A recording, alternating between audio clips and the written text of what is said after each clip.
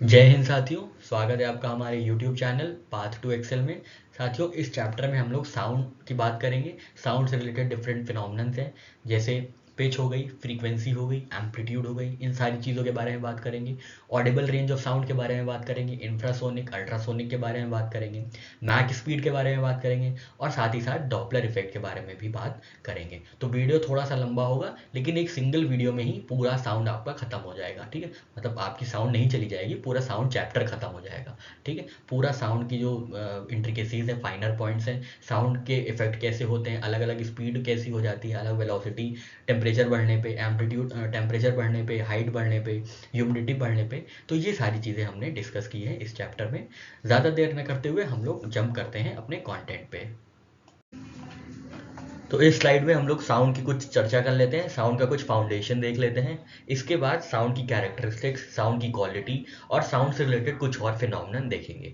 पर यहाँ हम देखेंगे कि साउंड क्या है और साउंड की फाउंडेशंस क्या होती हैं, साउंड कैसे निकलती है, कैसे मीडियम में जाती है, किस मीडियम में उसकी स्पीड कैसी होती है, ये सारी चर्चाएं करेंगे। ठीक है, इससे पहले हम आपको ये बताना चाहेंगे कि आप जो है हमारे चैनल पे फिजिक्स की प्लेलिस्ट बनी हुई है, उसमें वेव मोशन और इलेक्ट्रोमैग्नेटिक वेव्स की जो सीरीज़ है या लेक्चर है, उसको आप जाके देखिए, क्योंकि वहाँ से आपका वेव फाउंडेशन क्लियर होगा, वहाँ से आपको वेव्स के बारे में पता चलेगा। वहाँ हमने आपको बताया था कि मैकेनिकल वेव्स क्या होती हैं, लॉन्जिट्यूडनल वेव्स क्या होती हैं और लॉन्जिट्यूडनल और ट्रांसवर्स वेव्स क्या क्या होती हैं। तो उसी वेव्स की फाउंडेशन लेते हुए साउंड को भी एक वेव में ही प्रस्तुत किया गया है। साउंड जो है वो भी एक मैकेनिकल वेव की तरह ही काम करती है। लेकिन जब आपको मैकेनिकल वेव, उसकी जो पार्ट्स होते हैं, डिवीजन होते हैं, जैसे ट्रांसवर्स वेव और लॉन्जिट्यूडनल वेव, इन सब चीज़ों के बारे में नहीं पता होगा, तो यहाँ पे आपके लिए थोड़ा सा कंफ्यूजिंग हो जाएगा। तो मतलब सही यही रहेगा, मतलब इफेक्टिव यही रहेगा कि आप वो वीडियो जाके देख लें, वो फाउंडेशन क्लियर कर लें, फिर आप इसको पढ़ लें आराम से। अच्छा, एकदम कॉम्प्रिहेंसिव प्रिपरेशन हो जाएगी। इसको आप यहाँ से देखते हैं तो भी कोई दिक्कत नहीं है, साउंड के बारे में 5-6 चीज़ें तो आपको पता ही चल जाएंगी, पर वेव वाली जो चीज़ होगी वो शायद आपकी मिस आउट हो जाए। ठीक है, तो यहाँ पे ये देखने में भी कोई हर्जा नहीं है, लेकिन अगर वहाँ जाके देख लेंगे, वेव मोशन देख लेंगे, तो आपका वेव प्लस साउंड वेव्स दोनों क्लियर हो जाएंगी, मतलब light waves plus sound waves. ठीक है, तो चलते हैं, हम लोग आज साउंड के बारे में बात करेंगे। साउंड क्या है, जो हम ये बोल रहे हैं वही साउंड है, वही आवाज़ है, वही ध्वनि है। ठीक है, अब ये क्या है, ये फॉर्म ऑफ एनर्जी है। आप ये याद रखिएगा, साउंड क्या है, it's a form of energy. जैसे लाइट वेव्स होती हैं, light wave is also form of energy, वैसे ही साउंड क्या है, साउंड भी एनर्जी है। कैसे प्रोड्यूस होती है, तो sound is a form of energy which produces a hearing sensation. ठीक है, तो जो साउंड, जो एनर्जी होती है, जैसे हीट एनर्जी क्या देती है हमें, गर्माहट देती है। वो क्या प्रोड्यूस करती है, तो वो हॉटनेस प्रोड्यूस करती है, वो थर्मल कंडक्टिविटी, मतलब थर्मल बिहेवियर प्रोड्यूस करती है अपना, उसकी जो है हमें गर्मी लगने लगती है। ठीक है, तो ये हमारा काम करती है हीट एनर्जी। ठीक है, वैसे ही साउंड एनर्जी क्या करती है, साउंड एनर्जी हमें हेयरिंग सेंसेशन देती है, हमें सुनने की जो सेंसेशन होती है वो प्रदान करती है साउंड एनर्जी, आवाज़ या ध्वनि। तो साउंड जो है ट्रैवल करती है किस फॉर्म में, वेव्स फॉर्म में। अगर आपने देखा होगा फर्स्ट चैप्टर, मतलब इससे पहले जो हमने वेव मोशन का चैप्टर पढ़ाया था, उसमें हमने आपको बताया था कैसे वेव्स जो होती हैं, ये ऐसे वेव्स जा रही हैं। ठीक है, ऐसे वेव्स जाती हैं, तो क्या होता है, पार्टिकल से जब किसी प्रोडक्ट से या किसी मैटर से मूव करती हैं, मैटर से ये मूव कर रही हैं ये वेव साउंड वेव्स या कोई भी वेव फॉर दैट मैटर, ये येलो वेव्स हैं और ग्रीन आपके पार्टिकल्स हैं या ग्रीन मैटर है। ठीक है, सॉलिड, लिक्विड, गैस, कोई भी मैटर हो सकता है। तो जब ये जाती हैं तो इनके अंदर क्या होते हैं, मैटर के अंदर क्या होते हैं, मॉलिक्यूल्स होते हैं ना, मॉलिक्यूल्स होते हैं, पार्टिकल्स होते हैं। ठीक है, ये हम इसको पार्टिकल्स को अलग रंग से बना देते हैं, ये पार्टिकल्स होते हैं। ठीक है, ये पार्टिकल्स होते हैं। ठीक है, ये पार्टिकल्स होते हैं। ये पार्टिकल्स क्या करते हैं, जैसे ही एनर्जी पास होती है इनमें, वो क्या करते हैं, ये ऑसिलेट होने लगते हैं। ठीक है, ऑसिलेट होने लगते हैं। अब अगर ये ऑसिलेट टू एंड फ्रो होंगे, मतलब सॉरी, पहले अप एंड डाउन होंगे अगर, तो ये कौन सी वेव कहलाएंगे, तो ये ट्रांसवर्स वेव कहलाएंगे। ठीक है, इनकी जो मैक्सिमम डिस्प्लेसमेंट होती है पार्टिकल्स की, वो अप एंड डाउन के फॉर्म में होती है, क्रेस्ट एंड रो के फॉर्म में होती है, तो इसको हम ट्रांसवर्स वेव कहेंगे। इसके बारे में ज़्यादा डिटेल में चर्चा हमने वो वाले वीडियो में की है, वेव मोशन वाले में, आप उसको देख लीजिएगा। यहाँ पे सिर्फ हम लोग एक ओवरव्यू लेके आगे बढ़ेंगे। ठीक है। तो हमने ये देखा था अगर ये जो पार्टिकल्स हैं ये up and down crest and trough के फॉर्मेशन में मूव कर रहे हैं तो ये हो जाती थी हमारी ट्रांसवर्स वेव। ठीक है, तो ब्लू कलर का जो ऑसिलेशन हो रहे हैं वो क्या कहलाते थे, वो ट्रांसवर्स वेव्स कहलाते थे। इसी के ऑपोजिट एक पार्टिकल्स का मूवमेंट होती थी along the energy propagation wave. ठीक है, तो जिस डायरेक्शन में वेव प्रोपोगेट करती थी उसी डायरेक्शन में या उसके ऑपोजिट डायरेक्शन में टू एंड फ्रो मोशन में अगर कोई वेव मूव करती थी तो उसको हम लोग लॉन्जिट्यूडनल वेव्स मान लेते थे। ठीक है, हम लोग उसको क्या मान लेते थे, हम लोग उसको लॉन्जिट्यूडनल वेव्स मान लेते थे। और ये दोनों पार्ट किसकी थी, तो दोनों ट्रांसवर्स वेव्स और मैकेनिकल वेव्स दोनों किसकी पार्ट थे, तो दोनों पार्ट थे मैकेनिकल वेव्स के। ठीक है, मैकेनिकल वेव्स कौन सी होती हैं, जिन्हें मीडियम चाहिए होता है। ठीक है, मीडियम चाहिए होता है प्रोपोगेट करने के लिए। इसके ऑपोजिट कौन वेव्स होती हैं, इनके ऑपोजिट वेव्स होती हैं इलेक्ट्रोमैग्नेटिक वेव्स, जिनको मीडियम नहीं चाहिए होता है प्रोपोगेशन के लिए। ठीक है, ये सारी बातें हमने की थी। तो हमने आपको एक हल्का सा ओवरव्यू दे दिया कि ट्रांसवर्स वेव्स क्या होती हैं, लॉन्जिट्यूडनल वेव्स क्या होती हैं, मैकेनिकल वेव्स क्या होती हैं और इलेक्ट्रोमैग्नेटिक वेव्स क्या होती हैं। अब साउंड के बारे में और पढ़ते हैं, क्योंकि साउंड एक वेव है इसलिए हमको वेव का फाउंडेशन अच्छा होना चाहिए। ठीक है, फिर हमने देखा साउंड जो है एनर्जी है विच प्रोड्यूसेस हियरिंग सेंसेशन, बिल्कुल ठीक बात है। Sound travels in the form of waves, ठीक है, वेव्स के फॉर्म में ट्रैवल करती हैं। वाइब्रेटिंग मैटर्स प्रोड्यूस साउंड, जो वाइब्रेट जिन मैटर्स से होके साउंड एनर्जी गुजरती है वो मैटर्स क्या होने लगते हैं, वाइब्रेट करने लगते हैं। उन वाइब्रेशंस की वजह से क्या होता है, साउंड प्रोड्यूस होती है। साउंड डायरेक्टली नहीं प्रोड्यूस होती है, साउंड एनर्जी के फॉर्म में ट्रैवल करती है। जब एनर्जी के फॉर्म में ट्रैवल करती है तो जिन पार्टिकल से, जिन मैटर से वो ट्रैवल करती है उनके पार्टिकल्स ऑसिलेशन करने लगते हैं, वाइब्रेशन करने लगते हैं, जिसकी वजह से फिर साउंड प्रोड्यूस होती है। ठीक है, substance through which sound travels is called medium. ठीक है, अब मीडियम से ही ट्रैवल करेगी, बिना मीडियम के क्या है, साउंड नहीं ट्रैवल कर सकती। तो हमने देखा साउंड क्या है, sound travels through a medium. ठीक है, अब मीडियम से ट्रैवल कर रही है मतलब ये कौन सी वेव हो गई, ये मैकेनिकल वेव्स हो गई, क्योंकि साउंड को मीडियम चाहिए प्रोपोगेट करने के लिए, एक माध्यम चाहिए आगे बढ़ने के लिए, आगे निकलने के लिए एक माध्यम चाहिए। ठीक है, वरना ये आगे नहीं निकल पाएंगी, आगे बढ़ ही नहीं पाएंगी अगर मीडियम लेस कोई भी मैटर होगा तो। ठीक है, कोई भी मैटर है, कोई भी चीज़ है, अगर साउंड वेव्स पास हो रही है तो मतलब वो मीडियम उनको प्रोवाइड किया जा रहा है, साउंड वेव्स को मीडियम प्रोवाइड किया जा रहा है। ठीक है, medium is necessary for their propagation. ठीक है, medium is necessary for their propagation which makes sound waves as mechanical waves. ठीक है, मीडियम मतलब क्या है, सॉलिड मीडियम हो या लिक्विड मीडियम हो या गैस मीडियम हो, मीडियम तो होना चाहिए। ठीक है, is necessary for their propagation. Medium तो हमने ये देख लिया, मीडियम जो है बहुत ज़्यादा नेसेसरी है, मतलब एब्सोल्युटली नेसेसरी है, डायरेक्टली डिपेंडेंट ही है साउंड मीडियम पे प्रोपोगेशन के लिए। ठीक है, बिना मीडियम के हम साउंड सुन ही नहीं सकते हैं, साउंड प्रोपोगेट हो ही नहीं सकती है। ठीक है, sound is transmitted through gases, plasma and liquids in as longitudinal waves. तो हमने देखा लॉन्जिट्यूडनल वेव्स कैसे मूवमेंट होती है, लॉन्जिट्यूडनल वेव्स में पार्टिकल्स की, तो particles oscillate to and fro. ठीक है, जिसमें क्या होता है, रेयर फ्रैक्शंस और कंप्रेशंस होते हैं, और उन रेयर फ्रैक्शंस और कंप्रेशंस के बीच की जो दूरी होती है उन्हें हम वेवलेंथ कहते हैं। ठीक है, ये सारी बातें हमने की थी अपने वेव मोशन वाले चैप्टर में।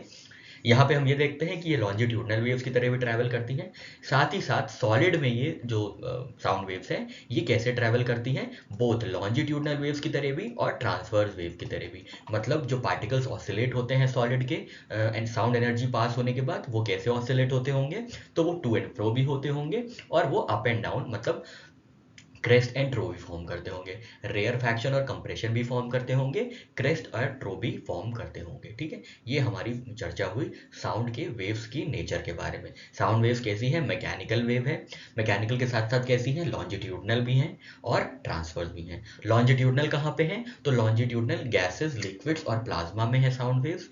सॉलिड में कैसा नेचर हो जाता है, कौन सी टाइप की वेव हो जाती है साउंड, तो सॉलिड में वो लॉन्जिट्यूडनल और ट्रांसफर्स दोनों हो जाती है। ठीक, यहाँ तक ये फाउंडेशन थी हमारी, यहाँ तक सारे चर्चा जो की है हमने एकदम, आपको आशा करते हैं क्लैरिटी हो गई होगी। ठीक है, अब बढ़ते हैं स्पीड ऑफ साउंड के ऊपर। ठीक है, स्पीड ऑफ साउंड के ऊपर। ठीक है, साउंड की स्पीड क्या होती है, कितनी जल्दी जो है साउंड ट्रैवल करती है। जैसे हमने एयर का देखा था, एयर की स्पीड देखी थी, सबसे ज़्यादा होती है 3 × 10⁻⁸ मीटर पर सेकेंड। ठीक है, चाहे वो वैक्यूम हो चाहे कुछ भी हो, वैक्यूम में तो सबसे खैर तेज ही होती है। उसके बाद हमने ये देखा था जैसे जैसे मीडियम चेंज होता जाता है वैसे वैसे जो है एयर की जो एयर की जो स्पीड है वो भी चेंज होती जाती है, ठीक है। तो हमने ये देखा था रिफ्रैक्टिव इंडेक्स में, ठीक है, ये देखा था हमने रिफ्रैक्टिव इंडेक्स में कि कैसे जो है एयर की जो स्पीड है वो अलग अलग मीडियम में अलग अलग स्पीड हो जाती है, ठीक है, वो सेम नहीं रहती है, वो रिलेटिव हो जाती है with respect to medium speed of air in vacuum, ठीक है, ये हमने देखा था। जैसे हमने देखा था एयर में तो स्पेस में या वैक्यूम में एयर की स्पीड तो 3 × 10⁻8 होती है। वैसे ही वाटर में जो डेंसर मीडियम है वो 2.25 × 10⁻8 हो जाती है, कहीं कहीं पे 2.5 × 10⁻8 हो जाती है, डायमंड में और कम हो जाती है क्योंकि मीडियम चेंज हो रहा है, ठीक है। तो ये सारी बातें हमने एयर के लिए की थी। जैसे एयर की स्पीड चेंज होती है वैसे साउंड की स्पीड भी चेंज होती होगी, ठीक है, किस तरीके से चेंज होती है या क्या इफेक्ट होता है उन पे, ये सारी बातें हम करेंगे, ठीक है।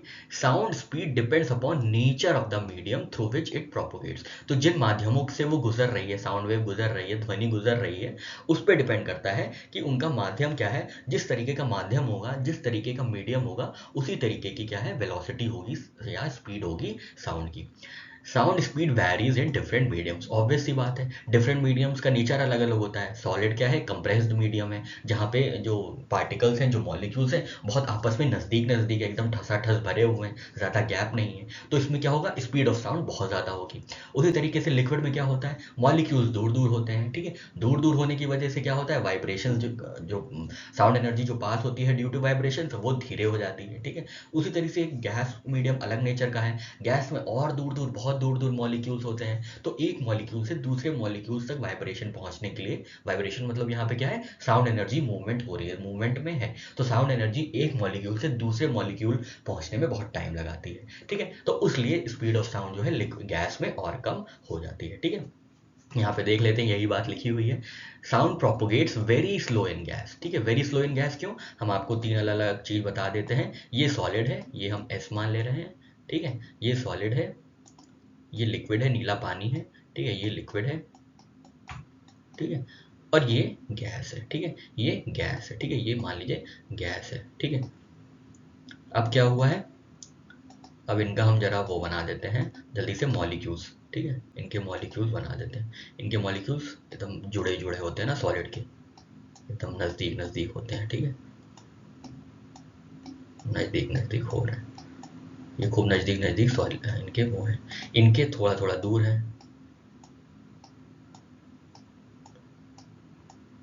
लिक्विड के थोड़ा थोड़ा दूर है, और गैस के तो बहुत दूर है, ठीक है। अब हम साउंड वेव्स को पास कराते हैं, ठीक है,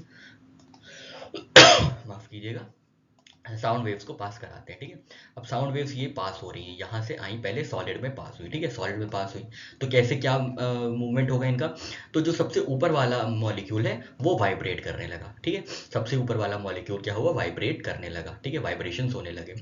तो ये जो वाइब्रेशंस हुए ये पास ऑन हुए दूसरे वाले में जो बहुत नज़दीक है, फिर तीसरे वाले में, फिर चौथे वाले में, फिर पांचवें वाले में, फिर छठे वाले में, फिर इधर होते होते होते होते होते होते खूब तेजी से ये लोग वाइब्रेशंस कर रहे हैं, और खूब तेजी से स्पीड जो है साउंड की बहुत तेज है, क्योंकि तुरंत तुरंत वाइब्रेशंस क्या हो रहे हैं, पास हो रहे हैं, तुरंत तुरंत साउंड एनर्जी दूसरे मॉलिक्यूल्स में पास हो रही है। क्यों, क्योंकि बहुत नज़दीक नज़दीक है, ठीक है, नज़दीक नज़दीक होने की वजह से क्या होता है, जैसे आप स्कूल में रहे होंगे तो नज़दीक नज़दीक होने की वजह से क्या होता था, बड़े आराम से चीटिंग कर लेते थे, दूसरे की कॉपी में देख लेते थे, ठीक है। लेकिन अगर आपका दोस्त बहुत दूर दूर बैठा है तो बड़ी दिक्कत होती थी, ठीक है, चीटिंग करने में। तो वही बात है कि जो नज़दीक होते हैं, नज़दीक नज़दीक होने की वजह से मॉलिक्यूल्स में क्या होता है, तुरंत मॉलिक्यूल्स वाइब्रेट होते हैं, अपना वाइब्रेशन दूसरे पे पास करता है, दूसरा तीसरे पे पास करता है, तीसरा चौथे पे पास करता है, चौथा पांचवे पे। इससे क्या होता है, जल्दी जल्दी जो स्पीड है, जल्दी जल्दी एनर्जी जो है साउंड की वो पास ऑन हो रही है एक मॉलिक्यूल से दूसरे मॉलिक्यूल्स की ओर, ठीक है। अब जल्दी पास हो रही है तो मतलब स्पीड ऑफ साउंड बहुत हाई है, ठीक है, स्पीड ऑफ साउंड मतलब बहुत हाई है, ठीक है। अब यहाँ से ये निकली खूब तेज से, ठीक है, अब यहाँ पे लिक्विड में गई, ठीक है, लिक्विड में साउंड गई, ठीक है। अब क्या हुआ, पहले यहाँ आई, ठीक है, यहाँ आई, इनको वाइब्रेशन किया, इनको वाइब्रेट किया, ठीक है, अब ये वाइब्रेट हुए, ठीक है। अब यहाँ से यहाँ तक पहुँचने में फिर इनको टाइम लगा, ठीक है, फिर इनको वाइब्रेट किया, फिर यहाँ से यहाँ तक पहुँचने में टाइम लगा, थर्ड वाले मॉलिक्यूल में इनको टाइम लगा, फिर यहाँ से यहाँ पहुँचे फिर और टाइम लगा, यहाँ से यहाँ पहुँचने में और टाइम लगा, ठीक है। तो यहाँ पे देखिए टाइम लग रहा है, मतलब स्पीड जो है वो धीरे हो गई है, ठीक है। एक मॉलिक्यूल से दूसरे मॉलिक्यूल्स अपने वाइब्रेशंस को, अपनी एनर्जी को ट्रांसफर करने में टाइम लग रहा है, जिसकी वजह से क्या हो रहा है, स्पीड ऑफ साउंड भी कम हुई जा रही है, ठीक है, स्पीड ऑफ साउंड भी कम हो जा रही है, ठीक है। तो स्पीड ऑफ साउंड जो थी सॉलिड में सबसे हाईएस्ट थी, लिक्विड में थोड़े से कम हुई। अब गैस में देखते हैं कैसे। गैस में यहाँ आई, ठीक है, यहाँ आई, ये वाले मॉलिक्यूल्स को इन्होंने वाइब्रेट किया, एनर्जी ने वाइब्रेट किया, पूरा वाइब्रेट किया, ठीक है। आपको दिख रहा है ना ये राइट हैंड साइड पे एक्सट्रीम बॉटम पे राइट हैंड साइड में हम आपको बता रहे हैं ये मॉलिक्यूल्स हैं गैस की,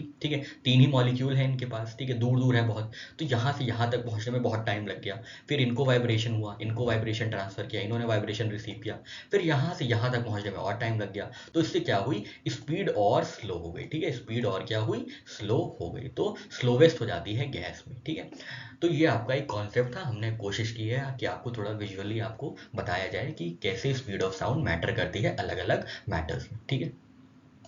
यहाँ पे यही लिखा हुआ है, speed of sound propagates faster than gas in a liquid, ठीक है। साउंड जो प्रोपोगेट होती है फास्टर लिक्विड में होती है than gas fastest in liquid, क्योंकि मॉलिक्यूल बहुत नज़दीक होते हैं, जल्दी वाइब्रेशन होता है, जल्दी एनर्जी ट्रांसफर हो जाता है। Sound doesn't propagate in vacuum, vacuum में कोई मॉलिक्यूल ही नहीं है जो कि ट्रांसफर कर पाए साउंड एनर्जी को, इसलिए जो है वैक्यूम में साउंड ट्रैवल नहीं करती है।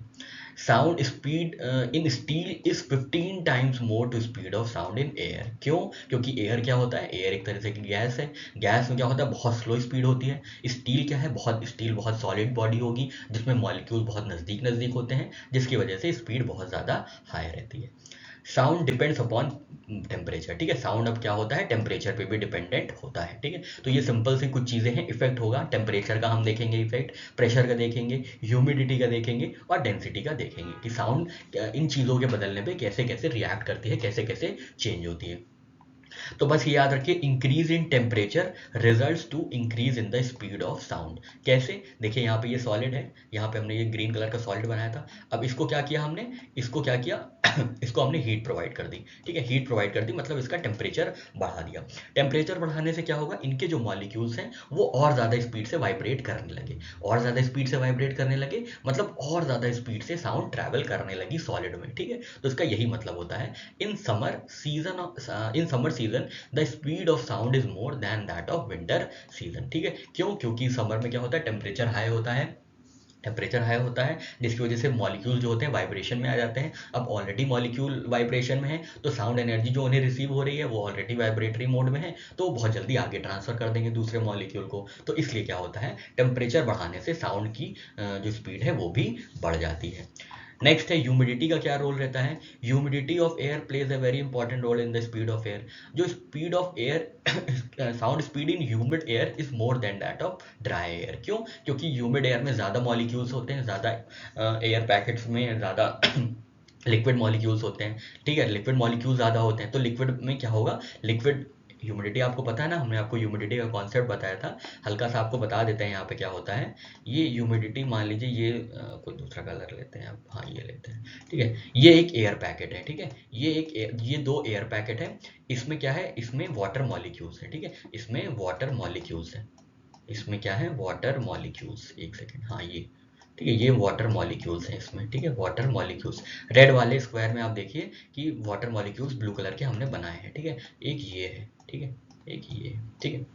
अब ये जिसमें ज़्यादा मॉलिक्यूल्स दिख रहे हैं ये बहुत हाई ह्यूमिडिटी वाली एयर पैकेट है, ठीक है। हाई ह्यूमिडिटी मतलब इनके पास ढेर सारे लिक्विड मॉलिक्यूल्स हैं, ठीक है। लिक्विड मॉलिक्यूल्स बहुत हाई हैं इनके पास, ठीक है। और इनके पास अभी लिक्विड मॉलिक्यूल्स कम है, ठीक है, लो मॉलिक्यूल्स हैं। लिक्विड मॉलिक्यूल्स क्या है, लो है, ठीक है, कम है, ठीक है, कम जो डाउनवर्ड डायरेक्शन है उसका मतलब है वो कम है। हाई वाले एरो का मतलब है, मतलब अपवर्ड एरो का मतलब है लिक्विड मॉलिक्यूल्स इनपे ज़्यादा हैं। अब बताइए आप कि लिक्विड मॉलिक्यूल्स में स्पीड कैसी होती है, ज़्यादा लिक्विड होगा तो ज़्यादा स्पीड होगी, ठीक है। और ये वाला है जिसमें लिक्विड मॉलिक्यूल्स कम है तो ये इसका गैस कंटेंट इसमें ज़्यादा है ना, एयर में गैस कंटेंट ज़्यादा है और इस वाली एयर पैकेट में लिक्विड कंटेंट ज़्यादा है। अब लिक्विड में ज़्यादा मॉलिक्यूल होते हैं लिक्विड के, तो लिक्विड में ज़्यादा तेज मूव करती है। अभी हमने देखा था स्पीड ऑफ साउंड जो होती है वो लिक्विड में ज़्यादा तेज होती है कंपेयर्ड विद गैस, तो इसमें गैस का कॉन्टेंट ज़्यादा है, मतलब राइट हैंड, मतलब ये मान लीजिए सेकेंड वाला है, ठीक है। लेस ह्यूमिड है या ये ड्राई एयर है, ठीक है। ड्राई एयर है, ड्राई एयर का मतलब क्या हुआ, तो पूरी तरीके से गैस ही गैस है, ज़्यादा लिक्विड है नहीं। तो गैस में तो ऑलरेडी बहुत कम टेम्परेचर पे बहुत कम स्पीड होती है, वेलोसिटी या स्पीड होती है साउंड की, ठीक है।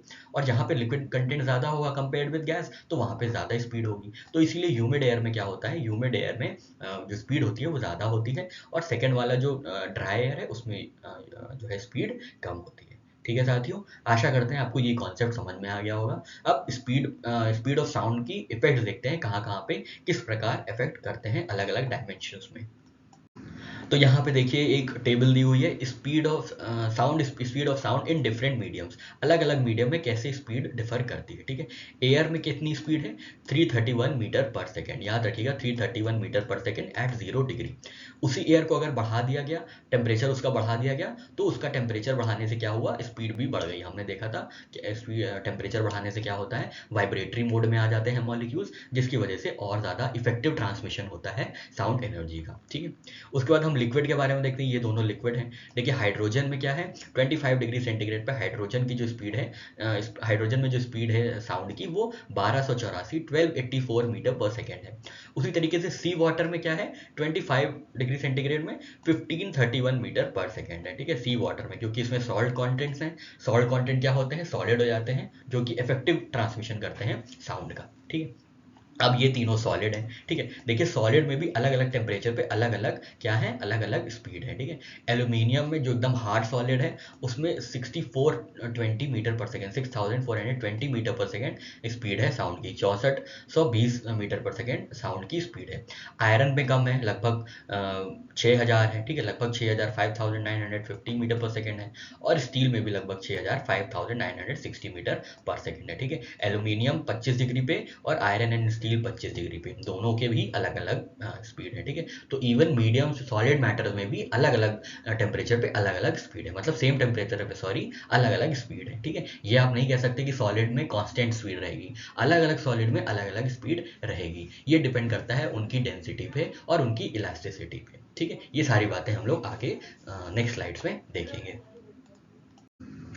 तो यहाँ पे अब हम साउंड वेव जो होंगी उनके पार्ट्स और उनकी कैरेक्टरिस्टिक्स के बारे में बात करेंगे, ठीक है। तो सबसे पहले हम लोग इनके पार्ट्स के बारे में देखते हैं, आपके लिए एक विजुअल लगा दिया गया है यहाँ पे, देखते रहिएगा। सबसे पहले हम लोग वेवलेंथ देखेंगे, ठीक है, वेवलेंथ देखेंगे, ठीक है। ये साउंड वेव की कैरेक्टरिस्टिक्स हैं। सबसे पहले हम ये देखेंगे साउंड क्या है, लॉन्जिट्यूडनल तरीके से ट्रैवल करती है, ठीक है। ये कंप्रेशन वेव है, ठीक है, ये जहाँ पे बहुत डेंस दिख रहा है आपको, ये बहुत डेंस दिख रहा है ये पार्ट, और ये पार्ट ये कंप्रेशन है, ठीक है। यहाँ पे कंप्रेस हो रही है वेव्स, ठीक है, ये कंप्रेशन है। और इनके बीच वाली जो दूर दूर डंडियां हैं, जो दूर दूर डंडियां दिख रही हैं, ये रेयर फैक्शन है, ठीक है, ये रेयर फैक्शन है। और ये कंप्रेशन है, ठीक है, ये जहाँ पे डेंस दिख रहा है एकदम ढेर सारी डंडियां एक साथ साथ दिख रही हैं, जहाँ पे हम रेड रेड कलर कर रहे हैं वो कंप्रेशन वेव है, ठीक है। ये क्या है, ये कंप्रेशन वेव है। और इनके बीच की क्या है, रिफ्रैक्शन वेव है, ठीक है। तो दो कंप्रेशन के बीच या दो रिफ्रैक्शन के बीच जितनी डिस्टेंस होती है उसको हम वेवलेंथ कहते हैं, ठीक है, उसको हम क्या कहते हैं, वेवलेंथ कहते हैं, ठीक है, उसको हम क्या कहते हैं, वेवलेंथ कहते हैं। ये देखिए यहाँ पे अब रेयर फैक्शन आ गया, रेयर फैक्शन वेवलेंथ, इन दोनों के बीच की जो दूरी होगी, the wavelength is distance between compression to compression और rarefaction to rarefaction. ये जो दूरी होती है वेवलेंथ क्या होती है, ये कंप्रेशन और कंप्रेशन के बीच या रेयर फैक्शन से रेयर फैक्शन के बीच, ये आपको दिख रहा होगा, ये दूरी होती है कैसी, वेवलेंथ जैसी। अब हम बात करते हैं फ्रीक्वेंसी की। तो अभी हमने क्या देखा, अभी हमने कंप्रेशन देखा और रेयर फैक्शन देखा। फ्रीक्वेंसी क्या होती है, frequency is number of compression, वो जो कंप्रेशंस दिख रहे थे जो बहुत नज़दीक नज़दीक थे, बहुत डेंस थे, या वो रेयर फैक्शन जिसमें दूर दूर डंडियां दिख रही थी, वो एक स्पेसिफिक टाइम में कितनी बार पास होते हैं, इसको कहा जाता है फ्रीक्वेंसी, ठीक है। Frequency is number of compressions और rarefactions that pass a point in a fixed amount of time. तो एक निर्धारित समय पे मतलब समय सीमा पे कंप्रेशन और रेयर फैक्शंस कितनी बार पास होते हैं, इस चीज़ को हम लोग क्या कहते हैं, इस चीज़ को हम लोग ने नाम दिया है फ्रीक्वेंसी, ठीक है। इस चीज़ को हमने क्या नाम दे दिया है, फ्रीक्वेंसी। अभी आप देखेंगे इस चीज़ को फ्रीक्वेंसी बोला जाता है, और कैसे ये जो है एक फिक्स अमाउंट ऑफ टाइम में कंप्रेशन और रेयर फैक्शंस पास होते हैं, ठीक है। ये देखिए एक कंप्रेशन पास हुआ 1 सेकेंड में, ठीक है, ये एक पूरा कंप्रेशन पास हो गया, ठीक है। अब दूसरा कंप्रेशन आया, अब ये तीसरा कंप्रेशन आया, ये चौथा कंप्रेशन आया, ठीक है। अब हम लोग एम्पलीट्यूड की बात करते हैं, ठीक है। अभी हमने किसकी बात की थी, अभी हमने पिच की बात सॉरी फ्रीक्वेंसी की बात की थी और वेवलेंथ की बात की थी। अब हम एम्पलीट्यूड की बात करते हैं, ठीक है। एम्पलीट्यूड क्या बोलता है? एम्पलीट्यूड बोलता है amplitude of wave is distance between compressions, ठीक है। कंप्रेशंस के बीच की डिफरेंस देखता है, ठीक है, रेयरफैक्शंस की नहीं, ध्यान दीजिएगा। एम्पलीट्यूड जो है ये कंप्रेशंस के बीच की डिफरेंस देखता है। जितनी डिस्टेंस होगी कंप्रेशंस के बीच में उसको हम एम्पलीट्यूड बोलेंगे, और जितने पास पास जितने नज़दीक नज़दीक कंप्रेशंस होंगे उनको हायर एम्पलीट्यूड पे बोला जाएगा, ठीक है। हमने देखा कि क्या एम्पलीट्यूड क्या होता है, तो एम्पलीट्यूड होता है कि जितनी कंप्रेशंस के बीच की कितनी दूरी है, कंप्रेशंस आपस में कितनी कितनी दूर है, ये डिटरमिन करता है थ्रू एम्पलीट्यूड, ठीक है। एम्पलीट्यूड क्या होता है? कंप्रेशंस के बीच की दूरी, बस। एम्पलीट्यूड क्या होता है? कंप्रेशन के बीच की जितनी दूरी, जितने पास पास कंप्रेशंस रहेंगे, जितने पास पास पार्टिकल्स रहेंगे कंप्रेशन के, उतना हाई क्या होगा, उतना हाई एम्पलीट्यूड होगा, ठीक है। यहाँ पे अभी हम देखेंगे कि कैसे नज़दीक नज़दीक वाले जो कंप्रेशंस होते हैं उसमें हाई एम्पलीट्यूड होता है, दूर दूर में लो एम्पलीट्यूड होता है, ठीक है। ये देखिए आपको यहाँ पे दिख रहा होगा हाई एम्पलीट्यूड, यहाँ पे देखिए कितने नज़दीक नज़दीक है कंप्रेशंस कितने नज़दीक नज़दीक है, ठीक है। तो हाई एम्पलीट्यूड मतलब क्या हुआ? कंप्रेशन बहुत नज़दीक है, इसका मतलब लाउड साउंड, ठीक है। साउंड कैसी हुई? साउंड की कैरेक्टरिस्टिक क्या हुई? साउंड लाउड हुई, बहुत तेज हुई, ठीक है। इसी तरीके से लो एम्पलीट्यूड, देखिए कंप्रेशन में कितनी दूरी है, ठीक है, कंप्रेशन में दूरी है, यहाँ पे कंप्रेशन में दूरी है, तो लो एम्पलीट्यूड मतलब क्वाइट साउंड, ठीक है, बहुत ज़्यादा खामोश भरी साउंड, ठीक है। यहाँ पे बहुत ज़्यादा लाउड भरी साउंड, बहुत ज़्यादा आवाज़ भरी साउंड, ठीक है। तो ये हमने अपने कुछ प्रॉपर्टीज़ के बारे में बात की थी, उन्हीं के बारे में पढ़ लेते हैं। तो हम लोग ने अभी फ्रीक्वेंसी देखा था, ठीक है। फ्रीक्वेंसी देखा था, सबसे पहले हमने ये देखा था फ्रीक्वेंसी क्या होती है। तो एक निर्धारित समय सीमा में एक कंप्रेशन या रेयर फैक्शन कितनी बार पास हो रहे हैं इन अ फिक्स टाइम, उसे हमने फ्रीक्वेंसी कहा था, ठीक है। फ्रीक्वेंसी किस पे डिपेंडेंट है या कि कौन डिपेंडेंट है फ्रीक्वेंसी पे? तो पिच डिपेंडेंट है फ्रीक्वेंसी पे। ये बहुत इंपॉर्टेंट प्रॉपर्टी है, आपको याद रखना है, ठीक है। पिच जो है ये फ्रीक्वेंसी पे डिपेंडेंट होती है, ठीक है। तो जैसे हाई पिच हुई या लो पिच हुई, ये हम किसके बेसिस पे कहते हैं? ये फ्रीक्वेंसी के बेसिस पे कहते हैं। हाई पिच या लो पिच हम बोलते हैं ना, हाई पिच साउंड है या लो पिच साउंड है, तो ये हम किसके बेसिस पे कहते हैं? ये हम फ्रीक्वेंसी के बेसिस पे कहते हैं, याद रखिएगा, ठीक है। किसके बेसिस पे कहते हैं? हाई पिच या लो पिच किसके बेसिस पे? फ्रीक्वेंसी के बेसिस पे कहते हैं। High pitch sounds have faster oscillations while low pitch sounds have slower oscillations, ठीक है। तो हाई पिच साउंड मतलब high frequency, low pitch sound मतलब लो फ्रीक्वेंसी, ठीक है। इतना आपको याद रखना है बस, ठीक है। तो पिच जो होती है वो एग्जैक्ट इक्विवेलेंट तो नहीं होती है, लेकिन इससे इन्फ्लुएंस होती है, इसका कोई मतलब नहीं है।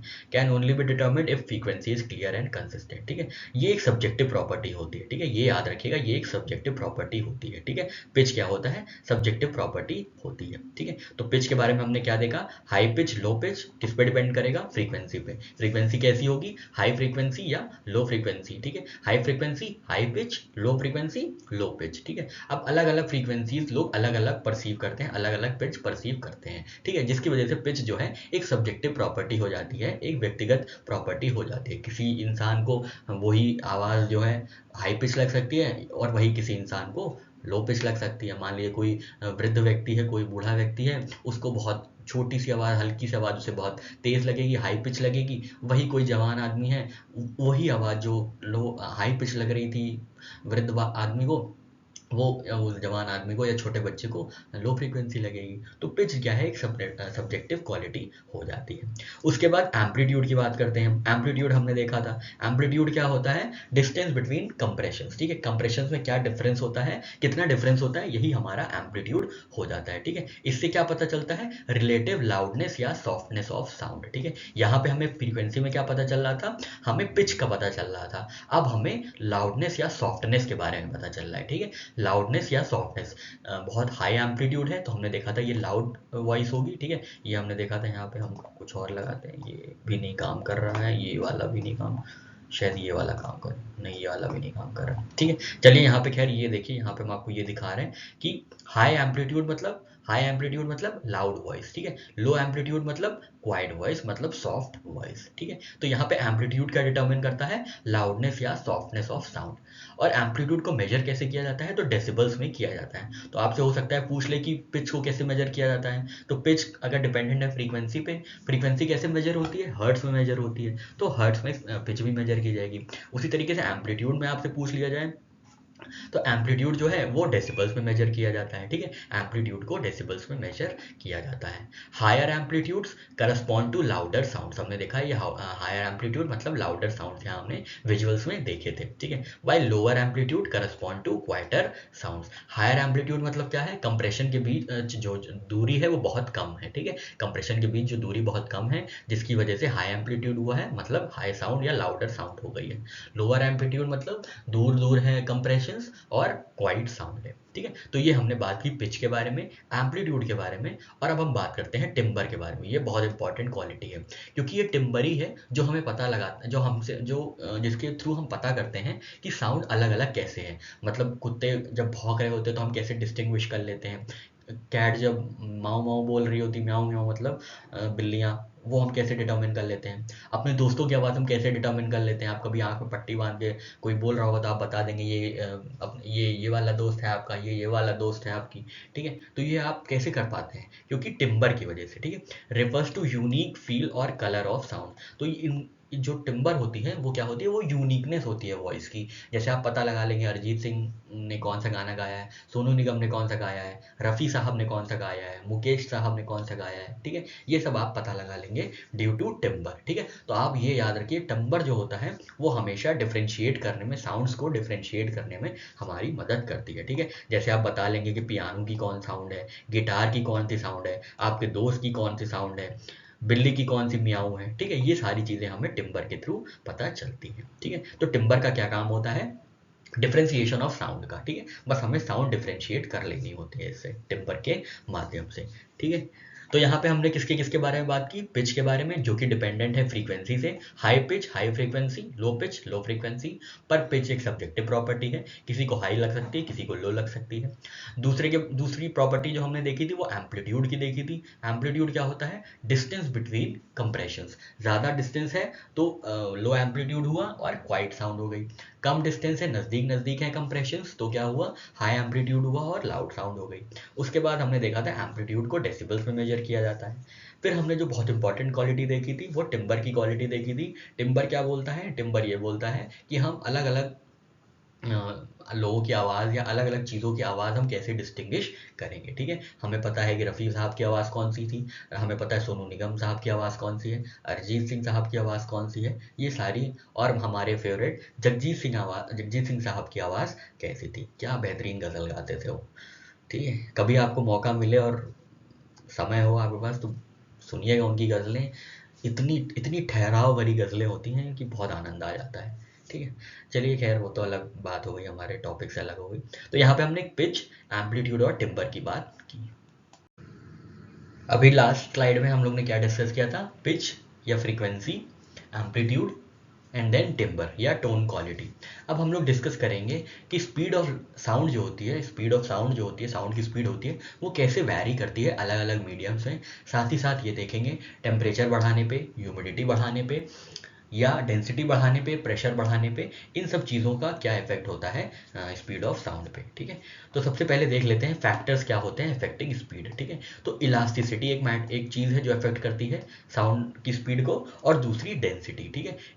इलास्टिसिटी और डेंसिटी जो होती है मटेरियल की, ये डिपेंड करती है, किसी भी मैटर की इलास्टिसिटी हो या किसी भी मैटर की डेंसिटी हो। तो ये दोनों चीज़ें, ये दोनों इंपॉर्टेंट फैक्टर्स हैं जो कि क्या करते हैं, जो कि अफेक्ट करते हैं स्पीड को, किसकी स्पीड को, तो साउंड की स्पीड को। एक हम यहाँ फॉर्मूला देख लेते हैं, क्योंकि फॉर्मूला बेस्ड एप्लीकेशंस बेस्ड भी आजकल क्वेश्चंस पूछे जाने लगे हैं, सिर्फ थ्योरेटिकल ही नहीं रह गए हैं। तो ये एक इंपॉर्टेंट फॉर्मूला है जिसको आपको याद रखना है। उसके बाद जो फॉर्मूले हैं वो थोड़ा टेक्निकल हो जाते हैं, उतनी रिक्वायरमेंट नहीं है, पर आपको ये फॉर्मूला याद रखना है। Speed is equal to frequency into wavelength, ठीक है। Frequency into wavelength, f into lambda, v क्या है, स्पीड ऑफ साउंड, ठीक है। तो speed of sound is equal to frequency into wavelength, ठीक है। तो आपको ये स्पीड याद रखनी है, ठीक है। स्पीड ये वाला फॉर्मूला याद रखना है, ठीक है। फिर हम देखते हैं इफेक्ट ऑफ टेम्परेचर। तो हमने आपको अभी बताया था टेम्परेचर के इफेक्ट होने से क्या होता है, टेम्परेचर बढ़ाने से मॉलिक्यूल्स वाइब्रेशन में आ जाते हैं और बहुत ही आसानी से साउंड एनर्जी का ट्रांसमिशन हो जाता है। तो बस आपको ये याद रखना है कि speed of sound increases with increase in temperature, ठीक है। Speed of sound increases with increase in temperature, ये तो अभी हमने देखा भी था, ठीक है। This is because sound travels faster through materials with high molecular speeds, which is the case with warmer temperatures. For every 1 degree Celsius increase in temperature, temperature the speed of sound increases by 0.06 metre per second. ठीक है, तो हर एक degree temperature बढ़ाने पे, तापमान बढ़ाने पे sound की जो स्पीड है वो इंक्रीज हो जाती है बाय 0.6 मीटर्स पर सेकेंड। ठीक है, उसके बाद हम देखते हैं डेंसिटी का क्या होता है, कितनी डेंसिटी होती है, घनत्वता जो होती है वो क्या इफेक्ट करती है स्पीड को। ठीक है, तो speed of sound is directly proportional to square root of medium density. ये आपको नहीं याद रखना है, ये आपके लिए सिर्फ एक नॉलेज के लिए बताया जा रहा है कि जो स्पीड ऑफ साउंड है वो डायरेक्टली प्रोपोर्शनल है square root of medium density के। This means that as density of material increases the speed of sound also increases. क्यों? क्योंकि डेंसिटी होगी मतलब मॉलिक्यूल्स बहुत नजदीक आ गए हैं, डेंस हो गए हैं, जिसकी वजह से क्या है, वाइब्रेशन तेज हो जाएगा और स्पीड ऑफ साउंड भी बढ़ जाएगी। ठीक है, this is known as density temperature relationship. ठीक है, दिस डेंसिटी, तो डेंसिटी और टेम्परेचर बढ़ाने पे साउंड की जो स्पीड होती है वो बढ़ जाती है। ठीक है, इसके बाद इफेक्ट, प्रेशर का इफेक्ट देखते हैं। तो प्रेशर जो है इंडिपेंडेंट है, मतलब speed of sound in gases is independent of pressure. ठीक है, ये जो स्पीड ऑफ साउंड है गैसेस में ये इंडिपेंडेंट ऑफ प्रेशर है। याद रखिएगा, प्रेशर कोई रोल प्ले नहीं करता है स्पीड ऑफ साउंड की वेरिएबिलिटी में। As pressure increases density increases proportionally resulting in no change of speed. ठीक है, तो स्पीड ऑफ साउंड प्रेशर से इंडिपेंडेंट है, प्रेशर से इफेक्ट नहीं होती है, क्योंकि जैसे ही प्रेशर बढ़ाएंगे वैसे ही डेंसिटी इक्वली बढ़ जाएगी, प्रोपोर्शनली बढ़ जाएगी, जिसकी वजह से कोई चेंज नहीं देखने को मिलता है। ठीक है, तो हमने देखा टेम्परेचर, हमने देखा डेंसिटी, हमने देखा प्रेशर। अब हम देखते हैं एल्टीट्यूड, कितनी ऊंचाई पे क्या होता है ये देखेंगे। Pressure, speed of sound decreases with increase in altitude. ठीक है, तो जैसे जैसे हम लोग हाई एल्टीट्यूड से जाते जाएंगे, मतलब जैसे जैसे माउंटेनियस एरिया में जाते जाएंगे, वहाँ क्या होगा, वहाँ पे जो है स्पीड जो है साउंड की वो घट जाएगी। ठीक है, this is because air becomes less dense. क्यों? क्योंकि एयर जो है लेस डेंस हो जाती है, एयर जो होती है वो बहुत रेयर हो जाती है, जिनमें मॉलिक्यूल्स बहुत दूर दूर हो जाते हैं, जिसकी वजह से क्या होता है कि स्पीड ऑफ साउंड जो है वो स्लो हो जाती है। हमने आपको बताया था मॉलिक्यूल्स नज़दीक होते हैं तो जल्दी वाइब्रेशन होता है, वाइब्रेटरी जो पार्टिकल्स होते हैं ज़्यादा वाइब्रेट करते हैं और नज़दीक होने के कारण जल्दी ट्रांसमिट कर देते हैं अपनी साउंड एनर्जी। ठीक है, जिससे क्या होता है, स्पीड बढ़ जाती है। पर अब मॉलिक्यूल्स बहुत दूर दूर हैं, रेयर एयर है, वहाँ पे एयर जो होती है ऊपर जाके रेयर हो जाती है, पतली हो जाती है, थिन हो जाती है, जिसकी वजह से क्या होता है, मॉलिक्यूल्स बहुत दूर दूर होते हैं, जिसकी वजह से क्या होता है, साउंड वेव जो है स्लोअर ट्रैवल करती है। ठीक है, this is why sound appears to be muffled at high temperature. एक दबी दबी सी आवाज़ लगती है एल्टीट्यूड, हाई एल्टीट्यूड में। ठीक है, इफेक्ट ऑफ डिफरेंट मटेरियल्स, ये तो हमने देखा ही था। Different materials depending upon elasticity and density जो है साउंड की स्पीड को साउंड की स्पीड को वेरिएबल बनाती है। Speed of sound varies with different materials, it is dependent upon density, elasticity and temperature of the material. Obviously temperature पे भी डिपेंड करती है। ठीक है, तो डेंसिटी, इलास्टिसिटी और टेम्परेचर पे। अभी हम लोग ने एक टेबल के माध्यम से देखा था ना, एयर एट 0 डिग्री पे, एयर पे जो स्पीड ऑफ साउंड थी 0 डिग्री पे वो 331 मीटर पर सेकेंड थी, और उसी एयर में टेम्परेचर बढ़ाने में 25 डिग्री सेंटीग्रेड करने पे वो स्पीड हो जाती है, वही साउंड की स्पीड हो जाती है 344 मीटर पर सेकेंड। उसी तरीके से हमने देखा था कि स्टील में भी, स्टील तो है, सॉलिड तो है, पर उनकी इलास्टिसिटी और डेंसिटी और मीडियम की वजह से क्या हुआ था, स्पीड अलग अलग हो गई थी। जैसे स्टील में जो स्पीड थी वो लगभग 6000 थी। ठीक है, लगभग 6000 थी, और जो एल्यूमिनियम में स्पीड थी साउंड की वो लगभग 8000 थी। ठीक है, तो 8000 मीटर पर सेकेंड। ये सारी बातें हमने देखी थी। इसके बाद इफेक्ट ऑफ ह्यूमिडिटी, तो हमने बताया था ह्यूमिडिटी में क्या होता है, ज़्यादा एक एयर पैकेट में ज़्यादा वाटर मॉलिक्यूल्स होते हैं, लिक्विड मॉलिक्यूल्स होते हैं, लिक्विड मॉलिक्यूल्स में तेज ट्रांसफर करती हैं एनर्जी कंपेयर्ड विद गैस। तो ड्राई एयर कौन सी होती है, ड्राई एयर एकदम गैस एयर होती है, जहाँ पे कोई लिक्विड मॉलिक्यूल नहीं होता, इसलिए स्पीड ऑफ साउंड वहाँ पे स्लो हो जाती है। ठीक है, the velocity of sound in moist air is greater than that in dry air. This effect is seen since the density of most moist air and the density of dry air are not the same. Density की वजह से वही बात है। ठीक है, तो यहाँ पे हमने एक फॉर्मूला देखा, एक बार फिर से रिवाइज करते हैं जल्दी से। फॉर्मूला देखा, v इज इक्वल टू, ये वाला v इज इक्वल टू मतलब speed of sound is equal to wavelength into frequency. ठीक है, फैक्टर्स अफेक्टिंग स्पीड, तो elasticity, density and temperature. Temperature बढ़ा तो वाइब्रेशन ज़्यादा हुए मॉलिक्यूल्स के और इफेक्टिव ट्रांसमिशन हुआ साउंड एनर्जी का, तो स्पीड ऑफ साउंड बढ़ गई। ठीक है, डेंसिटी बढ़ाने पे स्पीड ऑफ साउंड बढ़ गई। प्रेशर इंडिपेंडेंट है, साउंड क्या है, साउंड की स्पीड इंडिपेंडेंट है प्रेशर पे। एल्टीट्यूड पे क्या हुआ, हाई एल्टीट्यूड पे क्या हुआ कि डेंसिटी कम हो गई, उस जिससे क्या हुआ, जो एयर थी वो रेयर हो गई। ठीक है, जिसकी वजह से क्या हुआ, हाई एल्टीट्यूड पे स्पीड ऑफ साउंड कम हो गई। डिफरेंट मटेरियल्स के बारे में हमने देखा था, ह्यूमिडिटी के बारे में हमने देख लिया है। अब हम लोग टाइप्स ऑफ साउंड के बारे में बात करेंगे। अलग अलग फ्रीक्वेंसी रेंज में अलग अलग साउंड कहलाती है, ठीक है। तो तीन प्रकार की मैकेनिकल वेव्स होती हैं, मैकेनिकल साउंड वेव्स होती हैं। कौन कौन सी? एक ऑडिबल, जो हम लोग सुन पाते हैं, एक अल्ट्रासोनिक होती है और एक इंफ्रासोनिक होती है, ठीक है। जो ऑडिबल मैकेनिकल वेव्स हैं, ऑडिबल मैकेनिकल साउंड वेव्स हैं, हम वही सुन पाते हैं। ना हम अल्ट्रासोनिक सुन पाते हैं और ना ही हम इंफ्रासोनिक सुन पाते हैं। क्यों? क्योंकि हमारे ईयर की, हमारे कानों की एक कैपेसिटी होती है, ठीक है। हमारे कान की एक कैपेसिटी है कि इतनी से इतनी ही रेंज में हम जो है आवाज़ को सुन सकते हैं, ठीक है। तो अब हम इसके बारे में बात करेंगे। फ्रीक्वेंसी रेंज ऑफ साउंड, ठीक है। तो फ्रीक्वेंसी अलग अलग होने की वजह से क्या होता है? फ्रीक्वेंसी अलग अलग होने की वजह से साउंड मैकेनिकल वेव्स को तीन भागों में बांटा गया है, ऑडिबल में, अल्ट्रासोनिक में और इंफ्रासोनिक में, ठीक है। तो सबसे पहले हम ऑडिबल साउंड वेव्स देख लेते हैं, जो हमें सुनाई देती है, हमारे काम की बात होती है। तो हमारी जो आवाज़ जो आप सुन पा रहे हैं या आपकी आवाज़ कोई और सुन पा रहा है, क्यों? क्योंकि जो आपकी आवाज़ है वो 20 हर्ट्ज से 20,000 हर्ट्ज के बीच की है, ठीक है।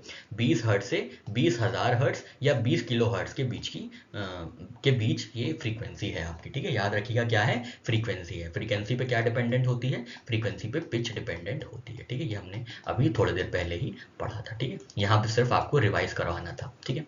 तो ह्यूमन एयर जो होता है वो खाली 20 हर्ट्ज से 20,000 हर्ट्ज या 20 किलो हर्ट्ज तक की वॉइस को सुन सकता है, उनके साउंड को सुन सकता है, ठीक है।